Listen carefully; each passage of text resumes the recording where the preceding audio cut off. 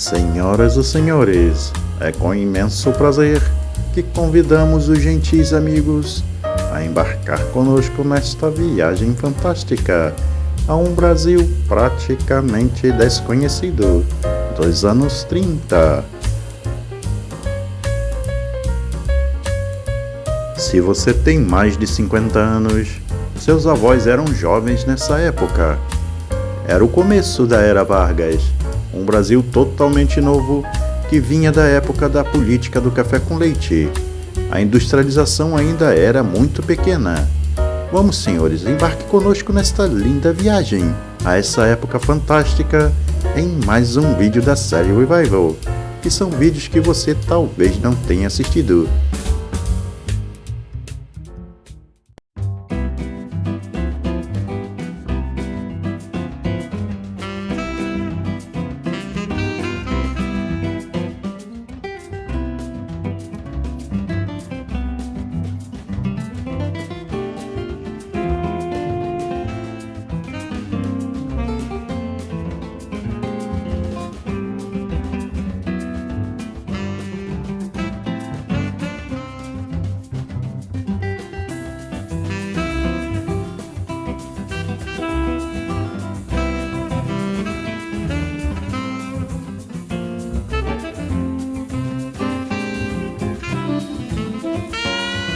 A vida no subúrbio brasileiro dos anos 30 era vibrante e alegre, onde as pessoas viviam em comunidades unidas e amigáveis.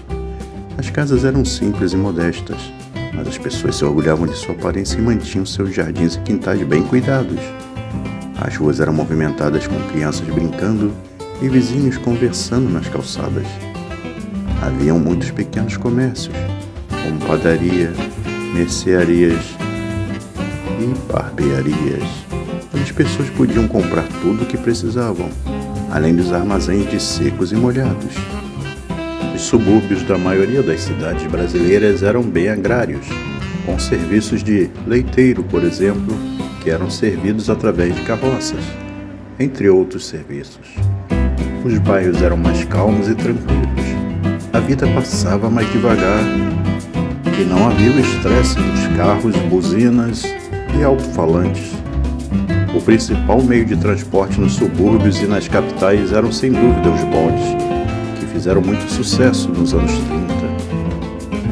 Embora o serviço contasse com várias linhas que atendiam os subúrbios, eram poucas as quantidades de bondes disponíveis e insuficientes para gerir todo um sistema de transporte. Ocasionalmente, muitas pessoas percorriam grandes quantidades de quilômetros para chegar ao trabalho ou à escola. Foi a partir dos anos 30 que muitas ruas ganharam asfalto ou foram calçadas com pavimentos de paralelepípedo. Até então, muitas delas eram em ruas de chão de terra. O principal meio de comunicação em massa no Brasil nos anos 30 era o rádio. Foi nesse período que se iniciou a chamada Era de Ouro do rádio, quando ele se popularizou e tornou-se um meio de entretenimento. Antes disso, o rádio não era explorado para publicidade ou informação como hoje. Na época, o presidente estabeleceu concessões às empresas particulares para uso do rádio e, em troca, utilizava o meio como propaganda para divulgar seus feitos e enviar mensagens políticas aos ouvintes do programa obrigatório A Hora do Brasil, que mais tarde tornou-se chamar A Voz do Brasil. Todas as rádios disputavam a audiência dos ouvintes, caçando e lançando novos artistas em shows de calouros. Assim surgiram grandes nomes da música popular brasileira, como Ari Barroso, Dalva de Oliveira e Orlando Silva. Os anos 30 e 40 marcaram a ascensão e auge do rádio no Brasil. Até hoje existem gravações inesquecíveis que nos ajudam a entender o fascínio gerado pelas estrelas do rádio, que mesmo invisíveis, ditavam a moda e os costumes. Na política, o governo provisório foi a primeira fase da Era Vargas, começando em 1930, logo após a vitória da Revolução que colocou Getúlio Vargas no poder, até 1934, quando o Congresso Nacional promulgou a nova Constituição Brasileira. Nesse período, Vargas governou o Brasil por meio de decreto-lei, já que o Congresso Nacional estava fechado desde outubro de 1930 e a Constituição de 1891 havia sido cancelada.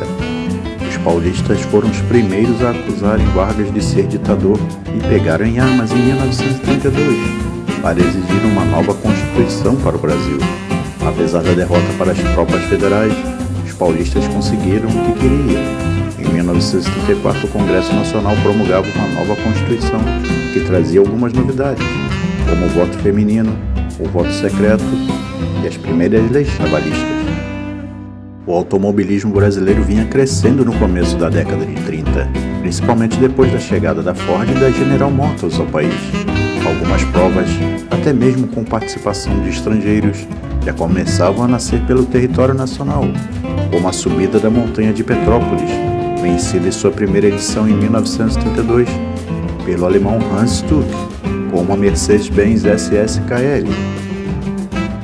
Diplomata e piloto brasileiro com participação no exterior, Manuel de Tefé, um dos principais nomes do esporte a motor no país na época, ao lado principalmente de Irineu Correia, resolveu plantar a ideia de uma prova internacional nas ruas do Rio de Janeiro, seguindo o formato dos grandes prêmios internacionais. O Automóvel Clube do Brasil abraçou o projeto e levou o então presidente Getúlio Vargas, que resolveu prontamente conceder todo o apoio estatal necessário à iniciativa.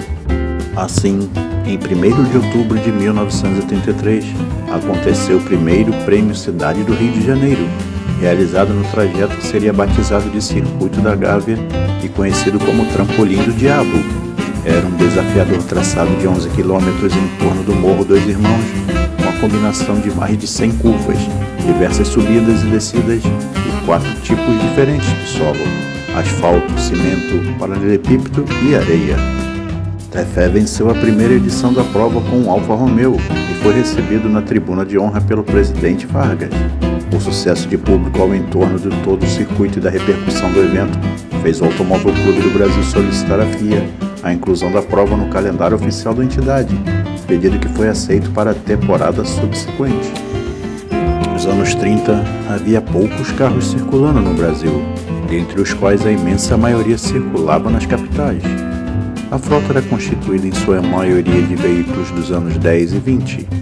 Veículos dos anos 30 eram de empresas prestadoras de serviço, como caminhões e caminhonetes, ou de prósperas pessoas financeiramente.